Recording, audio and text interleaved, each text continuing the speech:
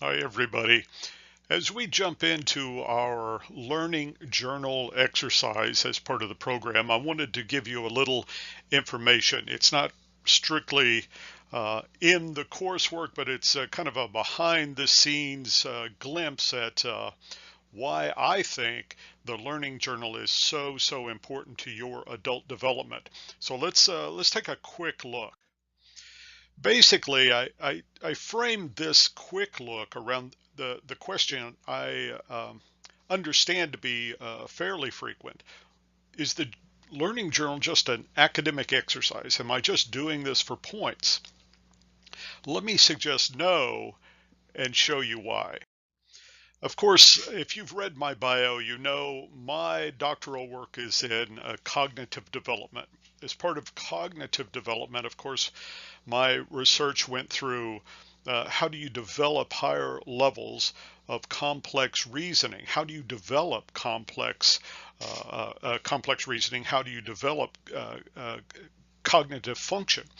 So I've looked at the brain down to a synaptic, a neurological level, and a synaptic connection. So let's take a quick look and bring this back to, well, what does that have to do with the learning journal? Basically, all learning is based upon the very physics of the brain. This is well researched. So let's take just a quick look at how this happens. Brain research has been well researched over the years, and we know that all learning is actual brain change. If you think about it from a very practical standpoint, if you say, well, I've learned something new, a recipe, a song, a phrase, where is that information? It is not embedded within an atom. It's not embedded within a cell. It's not within a specific molecule. If you think about it, all of your thinking comes from cognitive patterns of thought. Well, what are cognitive patterns of thought based on?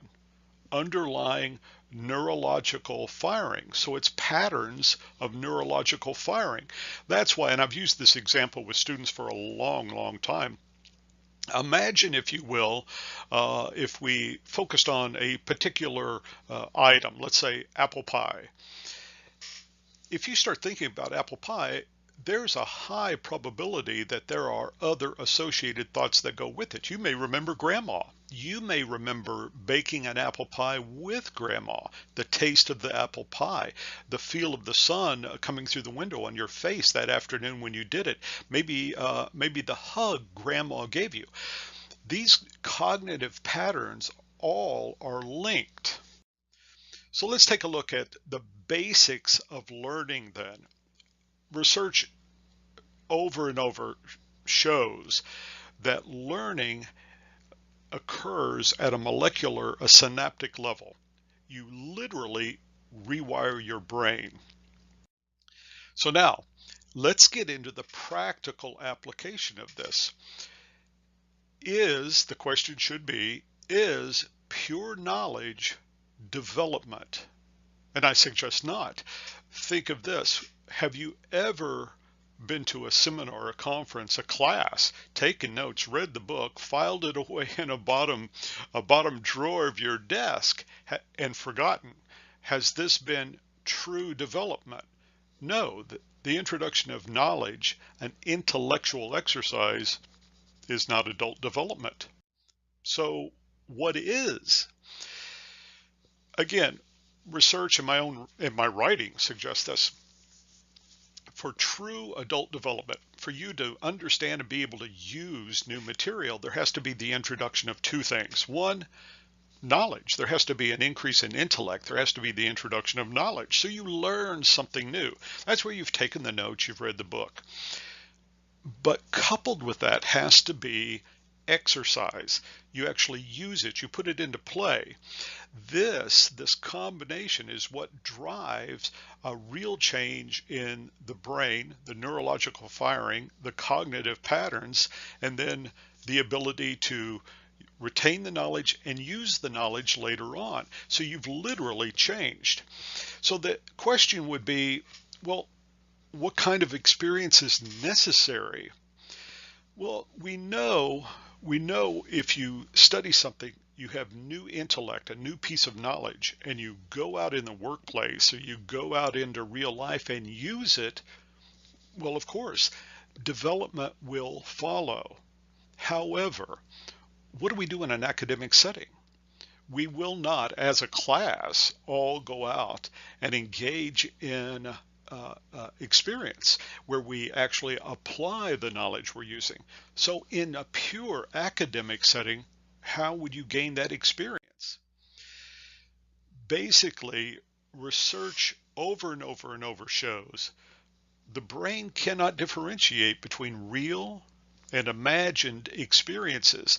And if you haven't read Psycho-Cybernetics, it's a great old classic written well before most of you were born, but it's a great read. And it shows that imagined experiences, the thought process through an exercise using knowledge, has the same effect on the brain as if you had actually done it. So in a quite practical sense, imagining, thinking about, reflecting on knowledge and its use has the same effect as, if you will, real experience. So what does this mean to you and the learning journal? Let's go back to the basic question, the first fundamental question. Is the learning journal simply an academic exercise? Well, no. Think of it like this. If in your learning journal, which I suggest you keep throughout your program, not just this course, if you take what you're learning and then reflect, visualize, critically think about that knowledge, put it into practice in your mind as if you were actually using it in the workplace, what you'll find is that thinking has replaced real experience, and it supports true cognitive development. So, all right, everybody, that's my tip. That's behind the, pulling back the curtain and behind the scenes of brain physics. So that's my note on the learning journal.